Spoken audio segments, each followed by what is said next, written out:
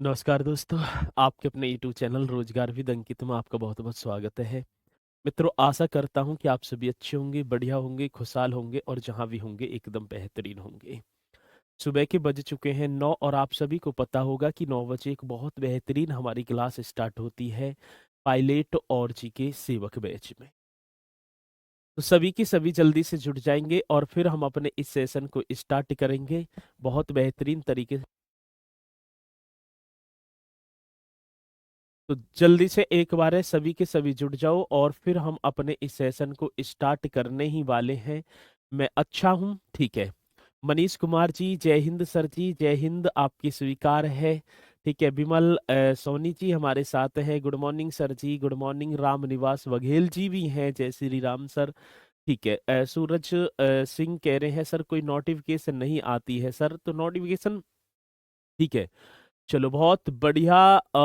औरैया की धरती से सादर प्रणाम केशपाल सर। तो चलो बहुत बढ़िया, तो जल्दी से एक बार जुड़ जाएंगे। और हिस्ट्री की क्लास कई दिन से हुई भी नहीं है, ठीक है, क्योंकि तबीयत ज़्यादा ही खराब होगी, उस अवस्था में नहीं रहा कि मैं आपको पढ़ा दूं। तो फिर बताइए भैया, फीवर वगैरह चल ही रहे हैं तो ज़्यादा चढ़ गए आपके, तो ज़्यादा ही मार लिए, तो इसलिए जो है, चलो कोई नहीं, अब करेंगे। आप सभी की दुआएं साथ रहेंगी तो और जल्दी से और बढ़िया हो जाएंगे और फिर हम अपने कंटिन्यूस क्लास को रखेंगे, ठीक है। चलो चलते हैं मित्रों अपने टॉपिक की तरफ। और टॉपिक हमारा क्या होगा?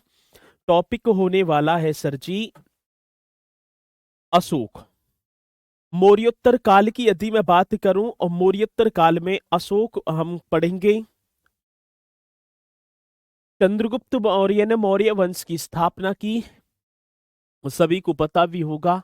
और चंद्रगुप्त मौर्य के बाद गद्दी पर बैठा है बिंदुसार, और बिंदुसार के बाद गद्दी पर बैठेगा अशोक। तो आप सभी के सभी हेडिंग डाल देंगे सर जी राजा सम्राट अशोक, इस तरीके से। तो हम डालेंगे सर अशोक, आप सभी को डाल देना है अशोक, ठीक है। यदि मैं इनकी समय की यहां पर चर्चा करूं कि इनका समय कब से कब तक रहा है, तो आप बताएंगे सर जी 273 बीसी से। कब की बात होगी? 273 बीसी से। और सर 232 बीसी तक, ठीक है ना, किसका समय रहा है?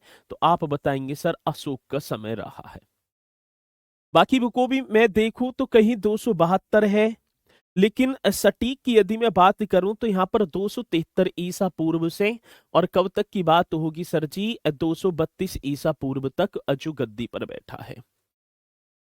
मित्रों, एक सिन्हली अनुश्रुति दीप वंश की यदि मैं बात करूं अनुसार, उसके अनुसार अशोक ने अपने 99 भाइयों की हत्या करके, मतलब कितने, 99 जो भाई हैं, 99 भाइयों की हत्या करके तब राज सिंहासन हासिल किया है। वो सिन्हली परंपरा की बात की गई है। किसमें मित्रों? सिन्हली परंपरा की बात है। 4 वर्षों तक चले इस राजगृह, मतलब युद्ध ही बोलूंगा, राजगृह का जो युद्ध है, 269 ईसा पूर्व, 69 होगा ना, 269 ईसा पूर्व सम्राट अशोक को राजगद्दी वास्तविक रूप से हासिल हुई है। अपने 99 भाइयों की हत्या कर दी है। किसकी भैया? 99 भाइयों की हत्या कर रही है, ठीक है। चलो ना पढ़ेगा, ठीक है। चलो तो ये आप बताएंगे बढ़िया तरीके से। और वास्तविक रूप से 269 ईसा पूर्व में गद्दी पर, मतलब वास्तविक जो गद्दी प्राप्त हुई है 269 में। यदि मैं बात करूं तो आप बताएंगे 273 बीसी से, बिफोर क्राइस्ट मैं बोलूंगा, ईसा पूर्व की बात होगी। चलो पहली बात तो होगी, यदि मैं अशोक के पिता के बारे में बात करूंगा कि अशोक के पिता का नाम क्या है। ये बड़ा सुंदर सा क्वेश्चन है, क्योंकि जीवन परिचय एक बार लिखना जरूर पड़ेगा। माता के नाम की बात तो होगी कि अशोक की माता का नाम। तो हमसे यदि माता का नाम पूछा जाएगा तो हम सर माता के नाम के बारे में भी यहां पर चर्चा करेंगे। पिता का नाम आप सभी को पता होगा सर जी, बिंदुसार। अभी पीछे बिंदुसार को ही हम पढ़ के आए थे। बिंदुसार होगा। माता के नाम की बात तो होगी सर सुभद्रांगी, इस तरीके से लिखना है। सुभद्रांगी ये आपको बताना होगा। यदि मैं किसकी, अशोक की माता का नाम पूछूं तो सुभद्रांगी आप बताएंगे, और किसके अनुसार होगा सर जी, दिव्यवदान के अनुसार। ये पूछा जाता है किसके अनुसार है, तो हम बता देंगे सर जी, एक जो है दिव्यवदान, इस तरीके से लिखना है, दिव्यवदान के अनुसार, मतलब ये ग्रंथ वगैरह हैं ये, ठीक है ना। दिव्यवदान के अनुसार अशोक की जो माता है, अशोक की माता का नाम क्या है, तो आप बताएंगे सर जी सुभद्रांगी था। किसके अनुसार, दिव्यवदान के अनुसार। पत्नी का नाम पूछा गया सर जी, पत्नी का नाम यदि मुझसे पूछा जाएगा तो मैं एकदम बताऊंगा, अशोक की पत्नी का नाम क्या है, तो आप बताएंगे देवी, ठीक है ना। अशोक की पत्नी के नाम के बारे में यहां पर चर्चा की गई है, तो आप बता देना देवी।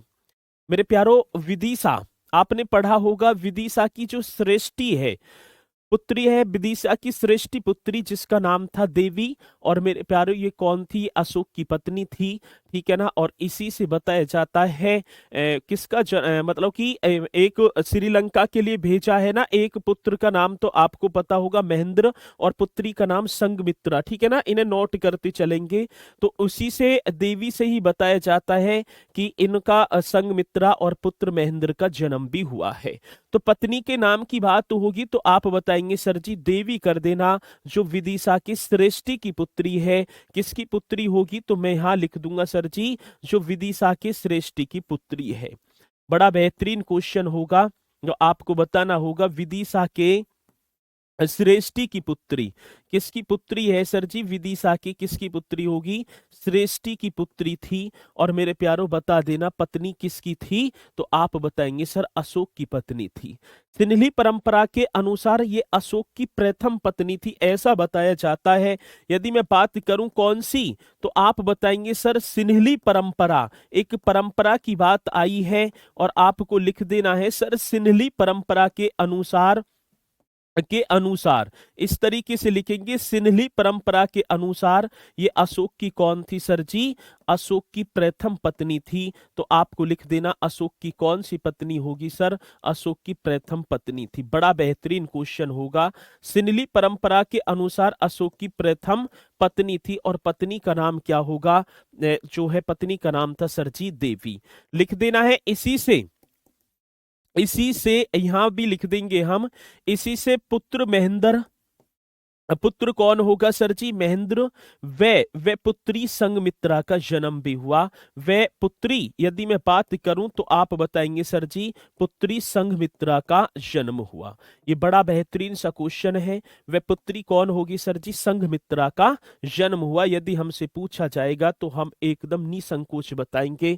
तो पूछा जाता है कि सिन्हली परंपरा के अनुसार अशोक की प्रथम पत्नी का नाम क्या था, तो आप बताएंगे देवी था सर जी। देवी कहाँ की थी, तो विदिशा के जो राजा हैं, या विदिशा के श्रेष्ठी की पुत्री की लगा देना, विदिशा के श्रेष्ठी की पुत्री है, नाम क्या होगा सर जी, देवी होगा। अब एक क्वेश्चन पूछा जाता है कि अशोक की उस पत्नी का नाम क्या था जिससे अशोक सबसे ज्यादा प्रभावित हुए थे, तो कारुवाकी आपको ये भी नाम बताना होगा। यदि मैं आपसे बात करूंगा, ठीक है ना, अशोक की जो है प्रिय पत्नी भी यहाँ पर शब्द आ जाता है, ये भी आप सभी को बताना है, अशोक की प्रिय पत्नी, ठीक है ना, जिससे अशोक सबसे ज्यादा प्रभावित हुए थे, तो उसका नाम था सर जी, अशोक की प्रिय पत्नी जिससे अशोक सबसे ज्यादा प्रभावित हुए थे, तो कारुवाकी। कहीं कहीं कारुवकी है, कहीं कहीं कारुवाकी है, तो आप पहचान लेना।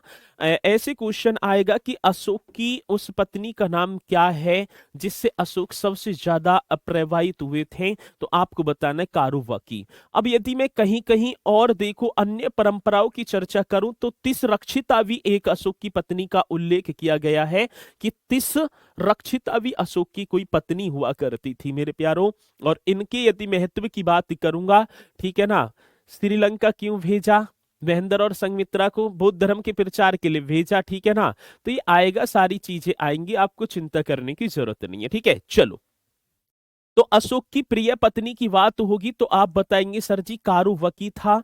और यदि मैं बात करूं अशोक की जो प्रथम पत्नी थी तो उसका नाम क्या था, देवी। और ये किस परंपरा की बात है, तो सिन्हली परंपरा की बात होगी। ठीक है, चलो जी, आ रही है बात समझ में। चलो अब आगे चलते हैं इसी के साथ मित्रों। अशोक का एक प्रयाग, प्रयाग की मैं बात करूं तो आज वर्तमान में उत्तर प्रदेश में जो प्रयागराज है, इसे पहले कभी प्रयाग के नाम से जाना जाता था, आप सभी को पता होगा। अब फिर क्या जब अकबर गद्दी पर बैठा तो 1583 में उसने प्रयाग का नाम बदलकर क्या कर दिया, इलाहाबाद। अब जब गद्दी पर बैठे योगी आदित्यनाथ जी तो इन्होंने इलाहाबाद का नाम बदला और रख दिया प्रयागराज, ये आप सभी को पता भी होगा। तो अशोक के प्रयाग स्थित जो शिलालेख है, अशोक का क्या है सर जी, प्रयाग स्थित शिलालेख। इस प्रयाग स्थित शिलालेख को मैं रानी का अभिलेख भी बोल दूं, या इलाहाबाद का अभिलेख, या इलाहाबाद का लेख भी हम बोलेंगे। अब मैं इन शिलालेखों के बारे में भी चर्चा करूंगा, अभी जैसे ही हम जस्ट आगे थोड़े से इससे कंप्लीट होंगे तो आगे हम बढ़ेंगे, ठीक है ना। तो प्रयाग जो शिलालेख है, अशोक के प्रयाग शिलालेख से इस बात की जानकारी मिलती है क्योंकि उसमें वह रानी का एकमात्र अभिलेख था जिसमें देवी की जो पत्नी है चर्चा की गई है, ठीक है ना। तो हाँ ही मतलब दिल्ली पुलिस के लिए सफिशिएंट रहेगा, चिंता करने की बात नहीं है, ठीक है। चलो तो ये हो गए यहाँ तक पॉइंट, अब चलते हैं आगे। अब दूसरे पॉइंट की तरफ चलूंगा, ये तो जीवन परिचय की बात होगी। शासन देशों को शिलाओं पर खुदवाने वाला, किसकी बात है सर जी, शासन देशों को, या शासन देशों को शिलाओं पर खुदवाने वाला भारत का प्रथम शासक कौन था। पहली बात, पहले पॉइंट को नोट करेंगे और उसके बाद जो है हम इसके बारे में भी समझेंगे। तो आपको लिखना है सर जी शिलाओं पर किसकी बात होगी, तो हम बताएंगे शिलाओं पर शासन देशों को, ठीक है ना। किसकी बात है, शिलाओं पर जो शासन है, ठीक है ना, शासन देशों को, ये आपको लिखना है शिलाओं पर शासन देशों को, शिलाओं पर शासन देशों को खुदवाने वाला, ठीक है ना, खुदवाने वाला, खुदवाने वाला प्रथम, इस तरीके से ही लिख देना है प्रथम शासक मेरे प्यारो। यदि मुझसे पूछा जाएगा तो मैं एकदम बताऊंगा प्रथम शासक कौन था, तो आप बता देना सर जी अशोक था, अशोक था। बड़ा बेहतरीन क्वेश्चन है। अब दूसरी बात, एक बार बस थोड़ा सा समझना है और फिर चलना है। शिला माने होती है चट्टान, शिला, शिला माने क्या होती है, चट्टान, चट्टान बोलू तो पत्थर भी हम बोल सकते हैं। अब पत्थरों की बात होगी, किसकी बात है सर जी, जो पत्थर है उस पर शासन देश, जो राज्य के जो कानून है, राज्य के जो कानून है उन्हें खुदवाने वाला। अब आपने देखा होगा कहीं किसी मंदिर हो, कहीं सड़क हो, कहीं कुछ भी हो, जब उसका उद्घाटन वगैरह होता है तो आप देखेंगे उस सड़क के किनारे पर एक पत्थर का, उस पर लिखी रहती है शिलान्यास, इस तरीके से लिखा रहता है ना शिलान्यास। और जी के सांसद महोदय जी ने करवाया, यहाँ से लेकर यहाँ तक ये रोड है, इतने करोड़ का खर्चा आया, ठीक है ना। मुख्य अतिथि ये दुनिया भर के आपने देखे होंगे, यदि आप गांव से बिलोंग करते हैं, यदि भारतवासी हैं मुख्य रूप से तो आपने जरूर देखे होंगे। यदि अदर किसी देश के होंगे तो भैया इसके लिए मैं माफी चाहूंगा, लेकिन भारतवासी हैं तो आपने 100% देखे होंगे, ठीक है ना। तो वो पत्थर पर तो खुदे हैं। अब ऐसी ही सबसे पहले जो शिलाओं पर शासन देशों को, जो राज्य के कानून है, इन्हें लिखने वाला यदि भारत के पहले राजा की बात करूंगा तो आप बताएंगे सर जी सम्राट अशोक था वो। तो ये पॉइंट आपके समझ में आया होगा, मोस्ट इंपोर्टेंट क्वेश्चन है और आपको बताना है, ठीक है। चलो जी, तो शिलाओं पर ये आपने लिख दिया होगा, शिला तथा चट्टानों पर। अब बात आती सर शिलालेख किसे कहा गया है, तो शिलालेख किसे कहा है, तो पत्थर तथा चट्टानों पर जो राज्य के कानून वगैरह लिखे गए हैं उन्हें ही शिलालेख बोला गया है। अब यहाँ थोड़ा सा एक क्वेश्चन यही पूछा जाएगा, क्या पूछा जाएगा कि भारत में शिलालेखों का प्रचलन करने वाला प्रथम शासक कौन था, ठीक है। अब ये वैसे शिलाओं पर शासन देशों खुदवाने वाला प्रथम शासक अशोक था, और मैं इस सेम यही बनता हुआ क्वेश्चन है, वैसे लिखवाने का कोई वो नहीं बनता, लेकिन लिख देंगे, ठीक है ना। क्या होगा सर जी?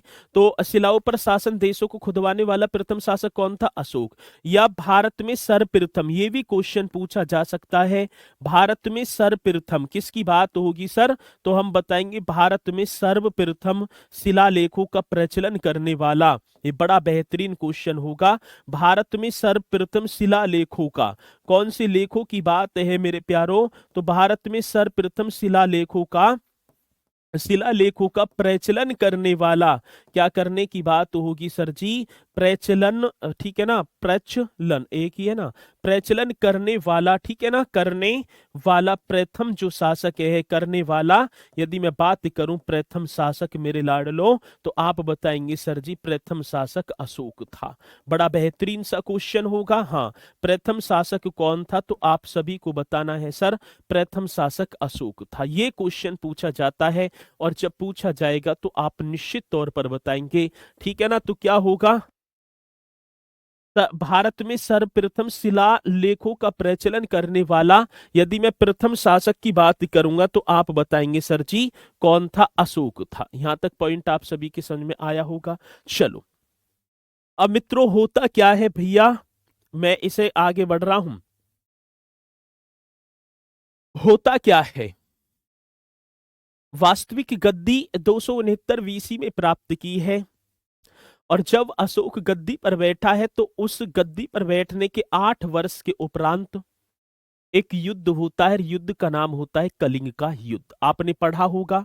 पहले मैं एक बार यहां पर हेडिंग डालूंगा, और सबसे ज्यादा चर्चित ये युद्ध है, ठीक है ना। युद्ध का नाम क्या होगा सर? कलिंग का युद्ध।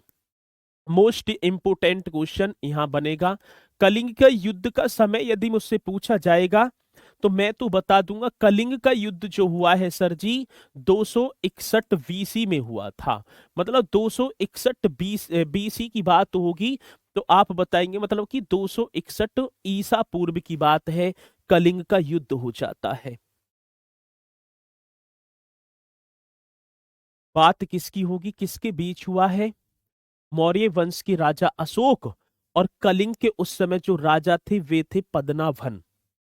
कौन थी सर जी? तो मैं एक बार यहां पर लिख दूंगा, ये युद्ध किस किस के बीच हुआ है, तो सर जी आप बता देंगे सम्राट अशोक। कौन से अशोक की बात होगी? तो हम बताएंगे सम्राट अशोक। अशोक वे कलिंग के राजा, कहाँ के राजा होंगे? तो आपको लिख देना है सर जी कलिंग के राजा थे, और राजा का नाम था पद्मनाभ, ठीक है ना। पदना ऐसे लिखेंगे, पद्मनाभ, ठीक है, ये होगा। ठीक है, ये क्वेश्चन पूछा जाता है, जब पूछा जाएगा तो आपको बताना होगा पद्मनाभन होना चाहिए, ठीक है ना। पद्मनाभन, पद्मनाभन ऐसे लिख देना, पद्मनाभन। यदि पूछा जाए तो आप बताएंगे। ठीक है, राजा का नाम क्या है? राजा के नाम की बात होगी तो सम्राट अशोक व कलिंग के राजा थे पद्मनाभन के बीच ये युद्ध होता है, सभी को पता होगा। पहले मैं थोड़ा सा इसके बारे में यहां लिख दूंगा, क्योंकि क्वेश्चन क्या पूछे जाते हैं। ये जो कलिंग है, सबसे ज्यादा क्वेश्चन यही तो निकल के आता है। आज इसकी वर्तमान स्थिति की बात करूं मेरे प्यारों, ये कलिंग की आज, यदि आज मैं रिसर्च करूं, देखूं उस 261 बीसा पूर्व का कलिंग आज भारत में कहां अवस्थित है, तो जो ओडिशा और जो आंध्र प्रदेश का क्षेत्र है, इसे मेरे प्यारों कभी कलिंग देश के नाम से जाना जाता था। ठीक है, तो यहां लिख देना है सर जी ओडिशा वे, ओडिशा व किसकी बात होगी? तो आप बताएंगे सर ओडिशा व आंध्र प्रदेश। कौन सा प्रदेश होगा मेरे लाडलो? ओडिशा व आंध्र प्रदेश का जो क्षेत्र है, ओडिशा व आंध्र प्रदेश के क्षेत्र को क्या कहा जाता था? ओडिशा व आंध्र प्रदेश का जो क्षेत्र था उसे कभी कलिंग देश कहा जाता था। और मेरे प्यारों कई बार मुझसे पूछा गया कि कलिंग की राजधानी क्या है। ये सारी चीजें, ठीक है ना, ये छोटी छोटी सी चीजें जो परीक्षा में हमसे, ठीक है ना भाई साहब, मात दी जाती हैं, तो इन्हीं को तो कंप्लीट करना है। तो कलिंग की राजधानी थी सर जी तोसली, ये मोस्ट इंपोर्टेंट है। कलिंग की राजधानी क्या थी? तोसली। जो कलिंग देश था ना, जिसका राजा पद्मनाभन था, उस कलिंग की राजधानी क्या थी सर? हम तोसली बता देंगे। और एक और बात तो होगी मित्रों, अशोक के शिलालेखों की संख्या कितनी है? 14 है। जो 14 जो शिलालेख हैं उनमें से एक शिलालेख था भाई साहब 13वां शिलालेख। मैं लिख भी दूंगा यहाँ पर कैवा शिलालेख होगा, तो आप बताएंगे सर जी 13वां शिलालेख। इस तरीके से लिख देना है, कैवा शिलालेख है 13वें शिलालेख में, ठीक है ना। बड़ा बेहतरीन क्वेश्चन है। तो अशोक का जो 13वां शिलालेख है, तो आप बता देंगे इसमें कलिंग युद्ध की जानकारी मिलती है। कलिंग युद्ध का, कौन से युद्ध का है सर जी? कलिंग युद्ध का वर्णन, बड़ा बेहतरीन क्वेश्चन होगा। कलिंग युद्ध का वर्णन किस में मिलता है? तो आप बताएंगे अशोक के भाई साहब 13वें शिलालेख में। अब ये तो हो गए लिखने वाले पॉइंट, ठीक है ना। पद्मनाभ होगा वो हम देखें, ठीक है ना। किसी किताब में पद्मनाभ है, कहीं कहीं पद्मनाभन है, अंतिम पद्मनाभन। तो ये ही नाम होगा, ठीक है ना, पद्मनाभन, ठीक है। ये एकदम राइट नाम है पद्मनाभन, ये आप लिख देना बढ़िया तरीके से, ठीक है ना, पद्मनाभन कर देना, ठीक है। चलो, कलिंग की राजधानी हमसे पूछेगा, ये राजा तो बहुत मुश्किल है, समय पूछेगा और राजधानी और वर्तमान अवस्थिति किस शिलालेख में है ये आपको बताना होगा मेरे प्यारों, और ये क्वेश्चन पूछा जाता है। जब मैं 13वें शिलालेख को देखूं तो इस कलिंग के युद्ध में 1,50,000 व्यक्तियों को मेरे प्यारों बंदी बनाकर निर्वासित कर दिया। इस युद्ध के दौरान 1,50,000 व्यक्तियों को बंदी बनाया और बंदी बनाकर क्या निर्वासित कर दिया। और 1 लाख प्लस व्यक्तियों की इस युद्ध के दौरान मेरे प्यारों कलिंग युद्ध के दौरान हत्या कर दी गई, ठीक है ना। इस भारी रक्तपात को सम्राट अशोक ने, जो ये भारी नरसंहार है, इस भारी नरसंहार को अशोक ने अपनी आंखों से स्वयं देखा था। और जब इस नरसंहार को देखा तो उनका जो हृदय है भाई साहब, ठीक है ना, वो उज्ज्वलित हो उठा, ठीक है।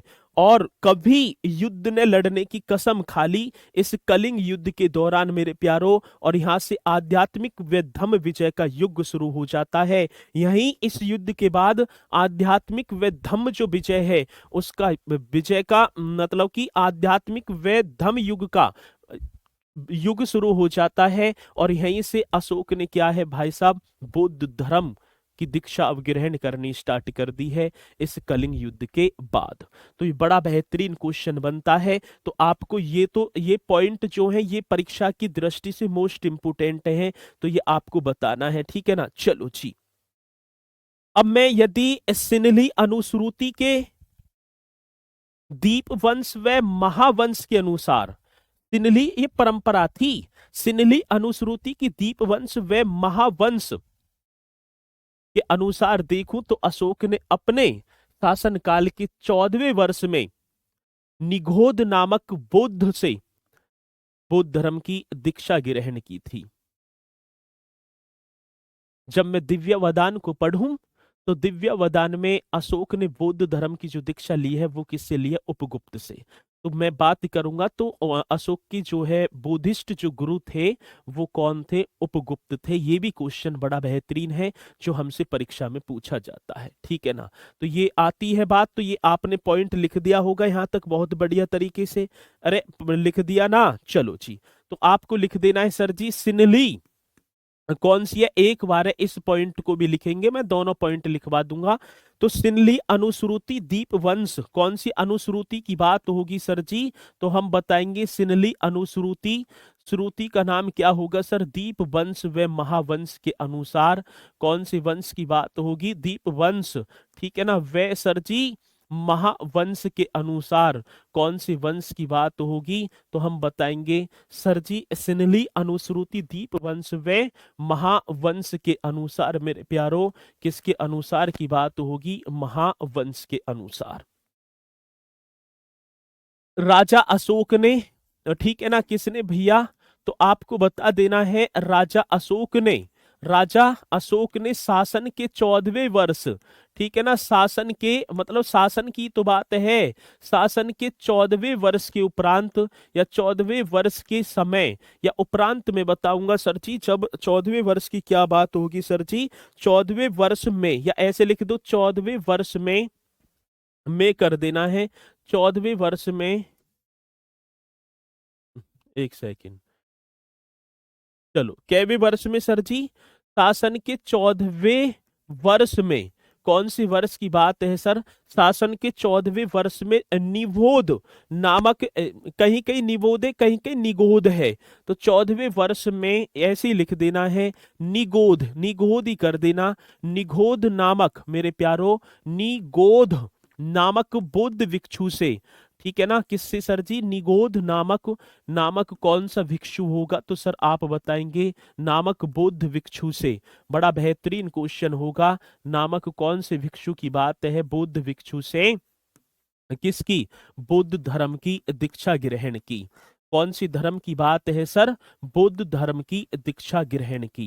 ये आपको बता देना है, दीक्षा ग्रहण की। बड़ा बेहतरीन क्वेश्चन है, ग्रहण की, तो ये आप लिखेंगे कौन सी परंपरा? यहां देख लेना, सिन्हली अनुश्रुति दीप वंश व महावंश के अनुसार राजा अशोक ने शासन के 14वें वर्ष में निगोध नामक बौद्ध भिक्षु से बौद्ध धर्म की दीक्षा ग्रहण की। और मेरे प्यारो तत्पश्चात तिसके प्रथम व पूर्णतः बुद्ध हो गए, मतलब तिससे भी इसके बाद जो है शिक्षा ग्रहण की है, ठीक है ना।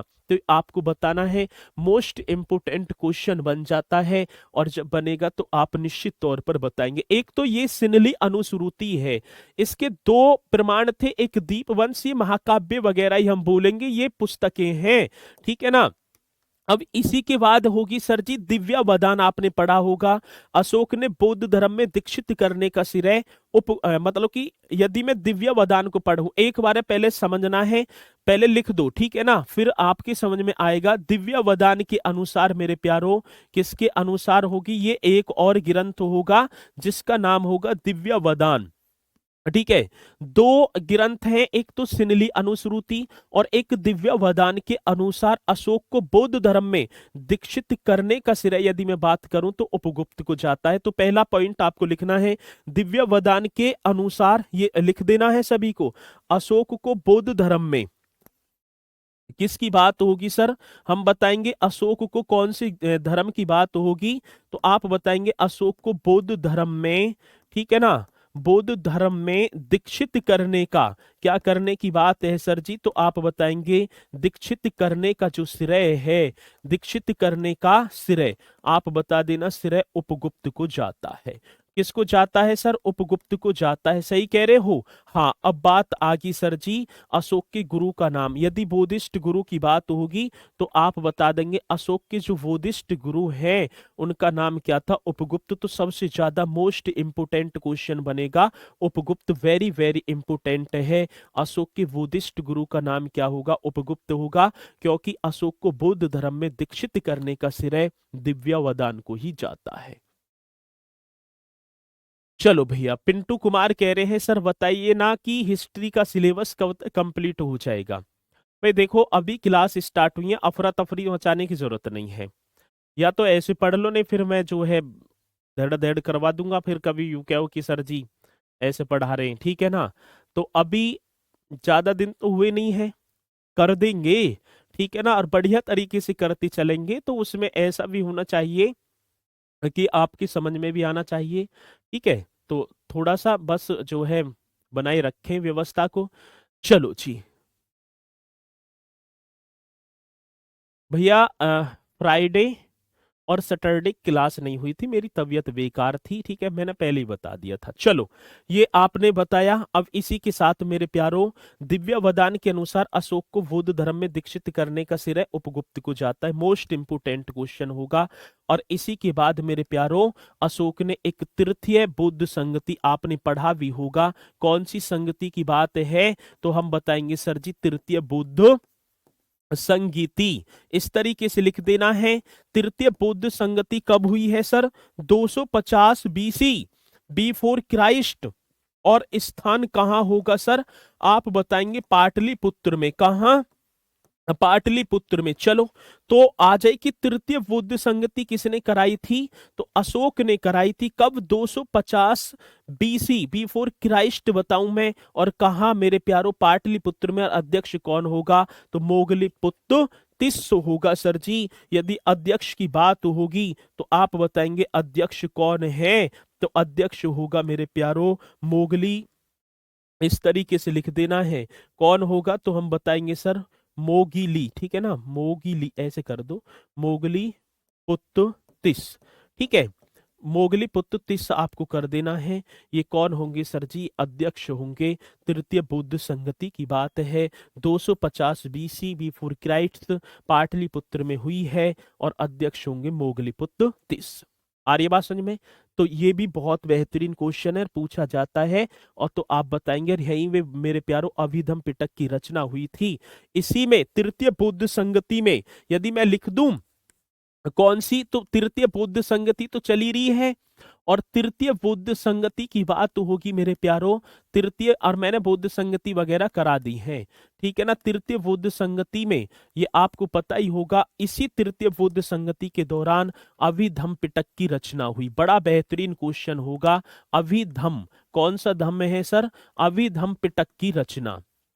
अभिधम पिटक की रचना आपको बताना है। अभिधम पिटक की रचना होती है तृतीय बौद्ध संगति के दौरान। 3 पिटक है ना मैंने लिखवाए हैं और इसी के तृतीय बौद्ध संगति के दौरान मेरे प्यारो अभिधम पिटक की रचना होती है। और बौद्ध भिक्षुओं को प्रचार के लिए मेरे प्यारो बौद्ध धर्म के जो बौद्ध भिक्षु हैं उन्हें बौद्ध धर्म के प्रचार के लिए अलग अलग देश, जैसे मैं बात करूं नेपाल होगा, तिब्बत होगा, चीन होगा, ठीक है, श्रीलंका, ऐसे भेजा गया। और इसी बौद्ध संगति के दौरान यदि मैं बात करूं, ठीक है ना, मैं बात करूंगा तो बौद्ध धर्म के कौन से सर जी? बौद्ध धर्म के प्रचार के लिए ये आपको बताना है। बौद्ध धर्म के किसकी बात होगी सर? हम बताएंगे प्रचार की बात होगी। बौद्ध धर्म का जो प्रचार है, बौद्ध धर्म के प्रचार के लिए पुत्र महेंद्र, ठीक है ना, कौन सा होगा सर जी? पुत्र तो होगा महेंद्र, वे पुत्री संघमित्रा। ये कौन है?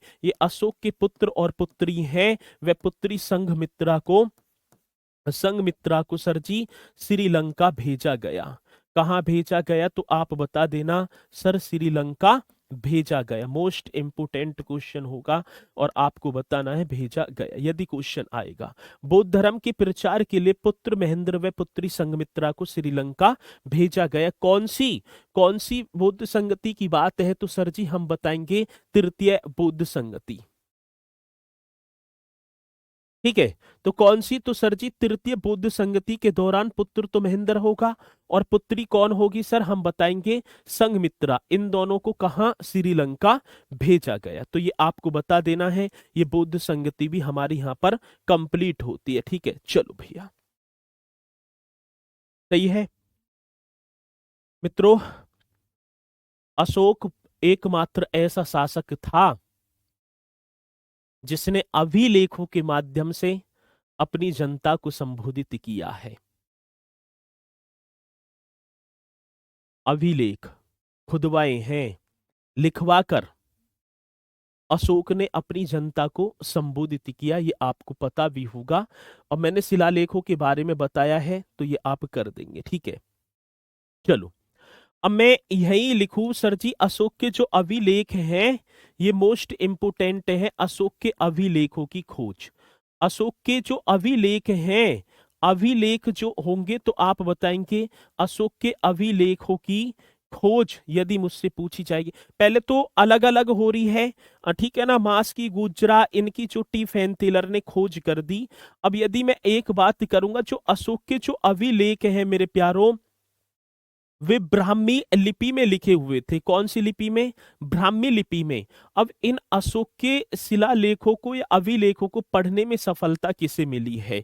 ये मोस्ट इंपोर्टेंट क्वेश्चन है। तो मैं पहले लिखूंगा अशोक प्रथम शासक था मेरे प्यारो, ठीक है। ये पॉइंट आपको लिख देना, इसी से पॉइंट बन जाएगा। अशोक प्रथम शासक था, बड़ा बेहतरीन क्वेश्चन होगा। अशोक कौन सा सर? हम बताएंगे प्रथम शासक था।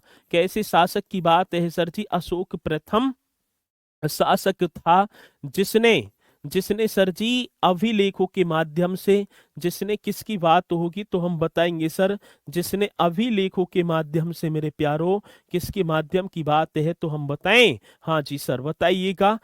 अशोक प्रथम शासक था जिसने अभिलेखों के माध्यम से, ठीक है ना, अपनी जनता को संबोधित किया था। अपनी जनता को क्या सर जी? अपनी जनता को संबोधित किया था। बड़ा बेहतरीन क्वेश्चन होगा। अपनी जनता को क्या कर दिया है सर? अपनी जनता को संबोधित किया था, ये आपको बताना है। अब बात क्या होगी, यहाँ 2 पॉइंट आपको, अपनी जनता को संबोधित तो कर दिया। अब बात होगी सर अभिलेख, इनकी खोज किसने की थी, अभिलेखों की खोज। अब मैं यही पॉइंट बना दूंगा क्योंकि दोनों पॉइंट आपके निकल जाएंगे। टी फैनथिलर ने, सर जी टी फैनथिलर, अंक की बिंदी भी लगा देना है। और 1750 ईस्वी में, ये मोस्ट इंपोर्टेंट क्वेश्चन है, अशोक के अभिलेख व शिलालेखों की खोज किसने की थी, टी फैनथिलर ने। और इन्हें पढ़ने में, अब दूसरी बात होगी सर, पढ़ने में सफलता, यही मैंने पॉइंट लिख दिया है, पढ़ने में सफलता किसे मिली थी, ये सबसे ज्यादा पढ़ने में सफलता, ये आप सभी को बताना है सर जी। पढ़ने में सफलता जो मिली है वो किसे मिली है, जेम्स प्रीसेप्स को, ठीक है ना, जेम्स प्रीसेप, ये आपको बताना है, जेम्स प्रीसेप। और कौन से वर्ष, 1837 में। और ये किस में लिखे थे, ब्राह्मी लिपि में, ये भी आपको लिख देना है। कौन सी लिपि की बात होगी सर, ब्राह्मी लिपि, ये आप बताएंगे कौन सी लिपि है, ब्राह्मी लिपि। पढ़ने में सफलता जेम्स प्रीसेप्स 1837 में, और खोज टिफेंथिलर 1750 में।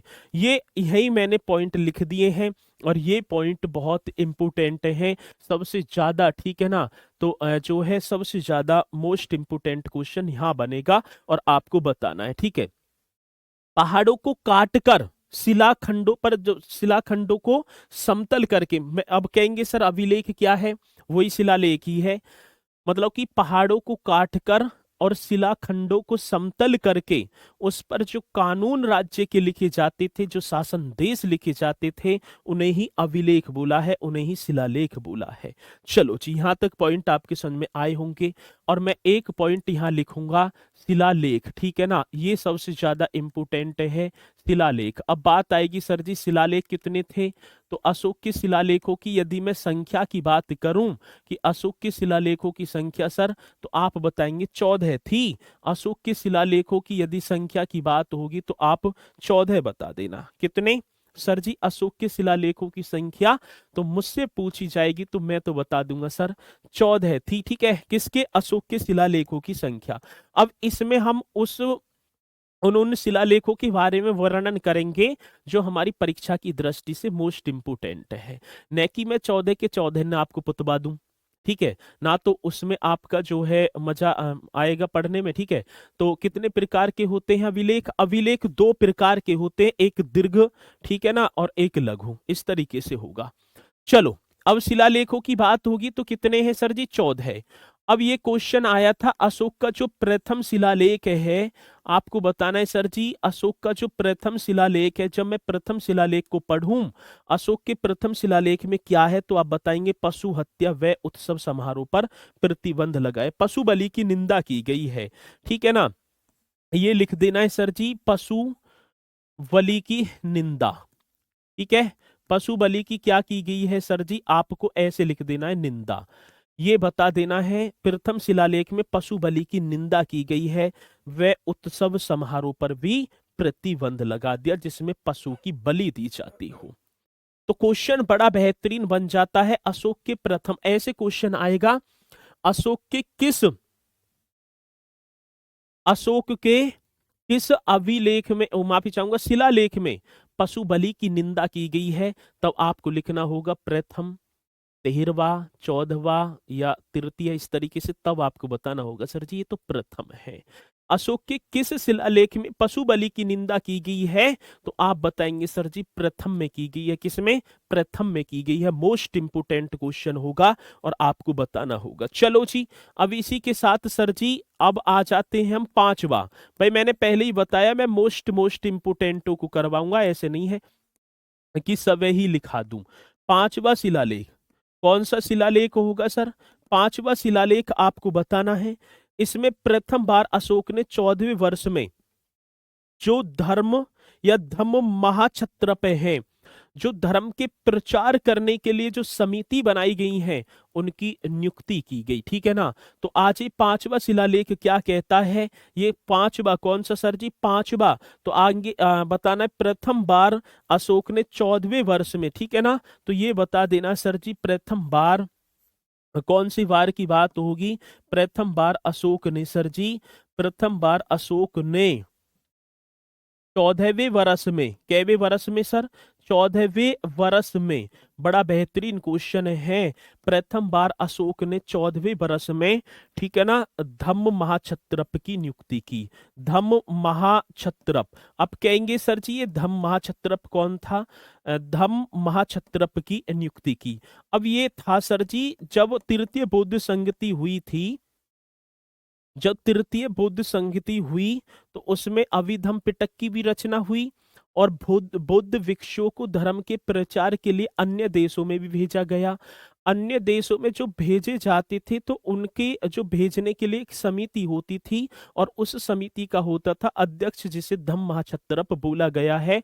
इसकी नियुक्ति कौन करता था? अशोक करता था। और ऐसी बात हमें किस में मिलती है? तो हम बताएंगे सर जी 5वें शिलालेख में। अब 13वां शिलालेख होगा, ये सबसे ज्यादा इंपोर्टेंट है सर। 13वां शिलालेख, हाँ ये सबसे ज्यादा इंपोर्टेंट होगा। और शिलालेख कौन सा होगा सर जी? 13वां शिलालेख। और इसमें कलिंग की लड़ाई व विनाश का वर्णन किया गया है। मैंने पहले भी लिखाया सर जी, अभी ऊपर लिखा कर आया हूं। कलिंग, ठीक है ना, कलिंग युद्ध का वर्णन। कौन से युद्ध का सर जी? कलिंग युद्ध का वर्णन इसमें हमें मिलता है। कलिंग युद्ध का वर्णन 13वां शिलालेख आपको बताना होगा। 14वां शिलालेख आपको बताना है सर जी। 14वां कौन सा शिलालेख है? तो अब होगा सर 14वां शिलालेख।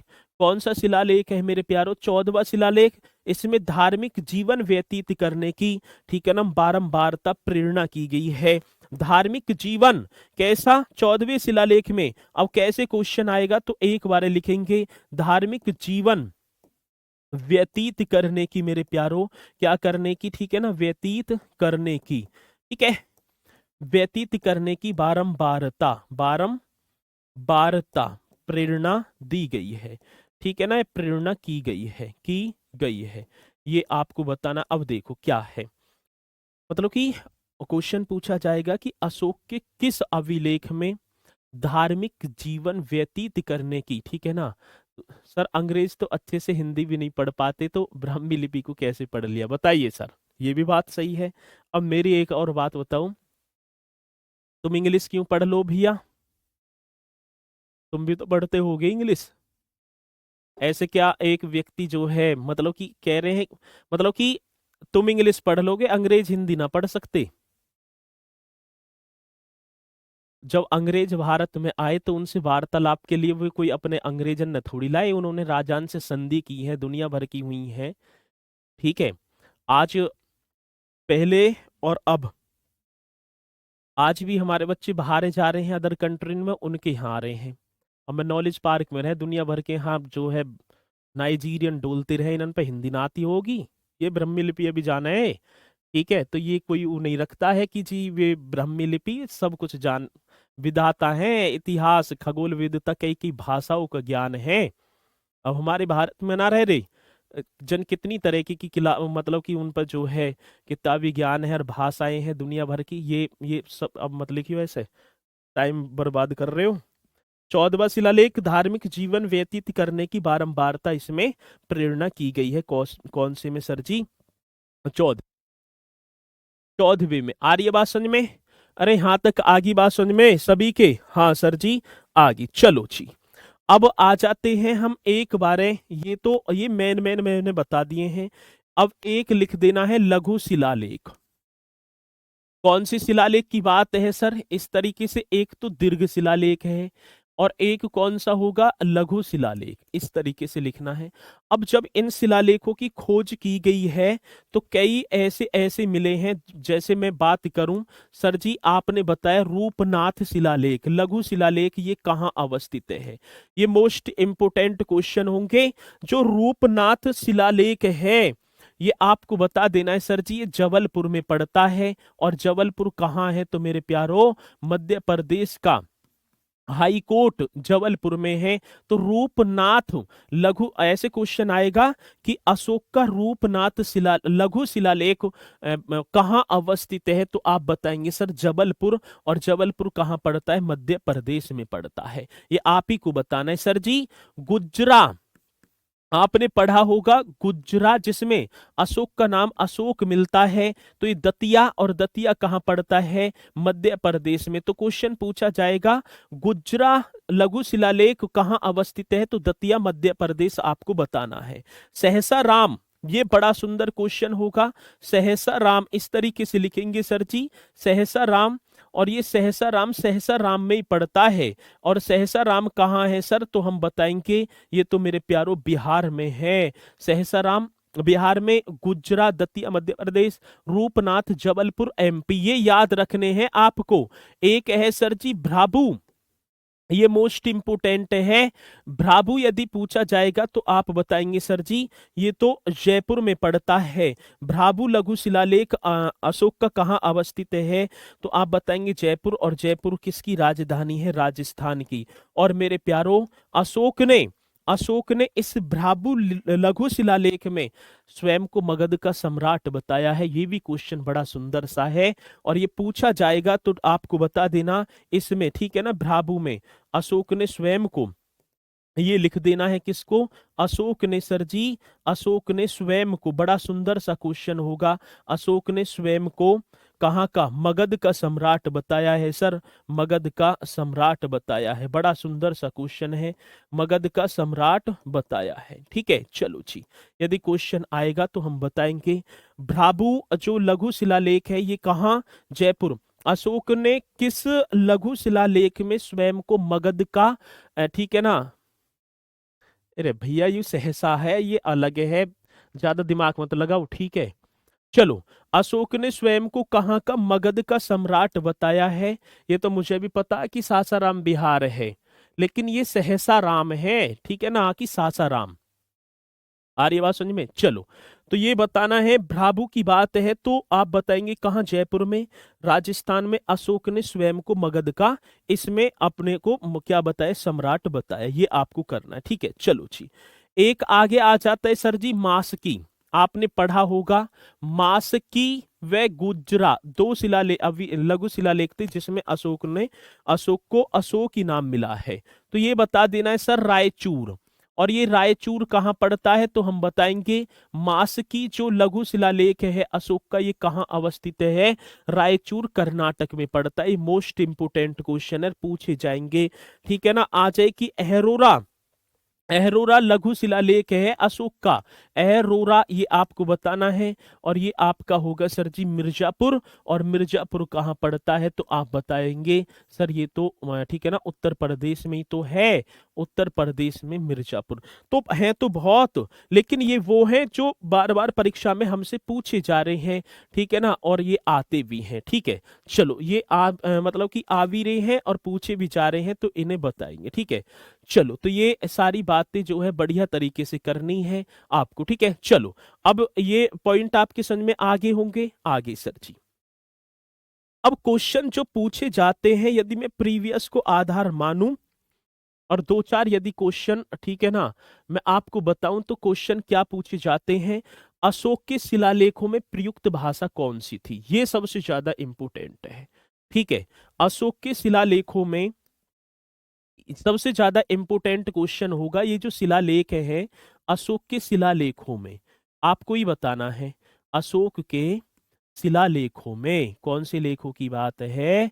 अशोक के शिलालेखों में प्रयुक्त भाषा, अशोक के शिलालेखों में सर जी प्रयुक्त भाषा, प्रयुक्त भाषा की यदि बात होगी तो प्रयुक्त भाषा कौन सी थी? तो आप बताएंगे सर प्राकृत।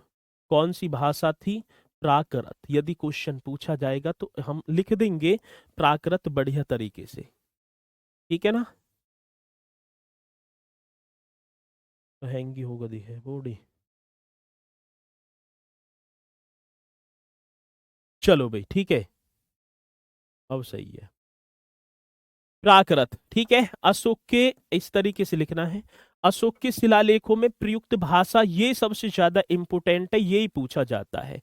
सम्राट अशोक का एक शिलालेख है सहवाजगढ़ी से प्राप्त हुआ है, ये कहाँ अवस्थित है? ऐसा क्वेश्चन आएगा। और यदि आएगा तो आप बताएंगे सम्राट अशोक का शिलालेख किसका मेरे प्यारो? सम्राट अशोक का।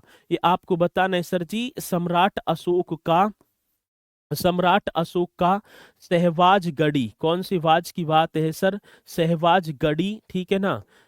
अशोक ऐसे लिखना है, सम्राट अशोक का शिलालेख, पहले शिलालेख भी लिखना था, यहाँ लगा देंगे। सम्राट अशोक का शिलालेख सहवाज गढ़ी से प्राप्त हुआ है, सहवाज गढ़ी से प्राप्त हुआ है, सहवाज गढ़ी से प्राप्त हुआ है। यह कहाँ स्थित है? तो यह आप बताएंगे तो सर जी पेशावर, और पेशावर कहाँ अवस्थित है? तो आप बताएंगे सर ये तो पाकिस्तान में पड़ता है पेशावर। भाई ये क्वेश्चन है जो आते हैं। कैसे? अशोक के शिलालेखों में प्रयुक्त भाषा कौन सी थी? तब आपको बताना है सर जी ये तो प्राकृत थी। सम्राट अशोक का शिलालेख सहबाज गढ़ी से प्राप्त हुआ है, जो कहाँ अवस्थित है? तो पेशावर पाकिस्तान आप बताएंगे, ठीक है। चलो जी, अब क्वेश्चन क्या पूछा जाता है? सारनाथ आपने पढ़ा होगा सर जी, भाई पढ़ा है ना पढ़ा? हाँ जी, सारनाथ ये कहाँ पड़ता है सर? वाराणसी में। और ये वाराणसी कहाँ है? उत्तर प्रदेश में। तो सारनाथ स्तंभ का निर्माण, कितना इंपोर्टेंट क्वेश्चन है। सारनाथ स्तंभ का निर्माण किसने करवाया? तो कंस्ट्रक्शन की यदि बात होगी तो आप अशोक बताएंगे। सर जी किसने करवाया था? तो आपको बताना है अशोक ने, ठीक है। किसकी बात है सर? सारनाथ जो वाराणसी में स्तंभ, ठीक है ना, इस स्तंभ का निर्माण किसने? अशोक ने करवाया। और सांची का स्तूप, जो छोटे छोटे से क्वेश्चन हैं और परीक्षा में पूछे जाते हैं, सांची का स्तूप, ठीक है ना, या सारनाथ स्तंभ, या सारनाथ जो है स्तंभ, और सांची का स्तूप यदि मुझसे पूछा जाएगा। ये सांची का स्तूप जो कितनी बार पूछा गया है, जो दतिया एमपी में पड़ता है सर जी, कहाँ? तो हम बताएंगे दतिया, और दतिया कहाँ पड़ते हैं सर जी? मध्य प्रदेश में। और इसका कंस्ट्रक्शन भी किसने करवाया? तो आपको बताना होगा सर जी अशोक ने। आ रही है बात समझ में ना? किसने करवाया? तो अशोक बता देना बढ़िया तरीके से। सांची का स्तूप दतिया मध्य प्रदेश, और इसका निर्माण किसने करवाया? अशोक ने करवाया, ठीक है। तो मेरे प्यारो अब हो गए हैं टाइम। कल इसके पॉइंट हैं, इन्हें कल जरूर लिखवाऊंगा। और फिर कल देखते हैं तो गुप्त साम्राज्य आपका स्टार्ट होगा। और ठीक है, चलो।